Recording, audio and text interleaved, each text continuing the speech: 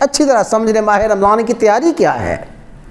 ماہ رمضان کی تیاری یہ نہیں ہے گھر میں پہلے ہی سارے کا سارا راشن لا کے رکھ لو۔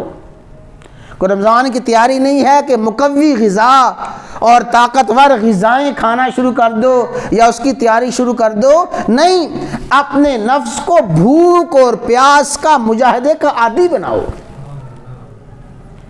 اپنے نفس کو، اپنے جسم کو بھوک پیاس کا مجاہدے کا عادی بناؤ۔ رمضان کا روزہ، اصل روزہ یہی ہے کہ رمضان کے روزے میں اللہ تبارک و تعالیٰ کے ساتھ تمہارا معاملہ ہے، بھوک اور پیاس برداشت کر رہا ہے، پھر رمضان کے اسی روزے کا مزہ ہے۔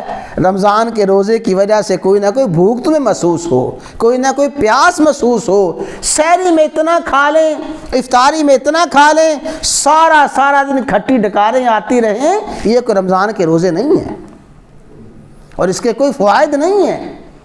فوائد یہی ہے کہ بھوک اور پیاس محسوس ہو، مشقت کا عادی جسم بنے، بھوک اور پیاس روزے میں محسوس ہوگی، پھر پتہ چلے گا کہ بھوک کی قدر کیا ہوتی ہے۔ اگر پیاس اپنے آپ کو پیاس کا عادی بنائے گا، پیاس محسوس کرے گا، پتہ چلے گا کہ پیاسا آدمی اس پہ کیا بیتتی ہے۔ آج اگر امت مسلمہ کے پیاسوں کی، امت مسلمہ کے بھوکوں کی ہمیں ہمارے دل میں ذرہ برابر بھی فکر نہیں ہے کہ کیا حالت ہے امت مسلمہ اس وقت، بچے کس بھوک کے عالم میں ہیں، بچے کس پیاس کے عالم میں ہیں، عورتیں کیسے پیاس اور بھوک سے بلبلا رہی ہیں، اس کی ایک بہت بڑی وجہ یہ ہے کہ ہم نے کبھی بھوک کا مزہ ہی نہیں چکھا۔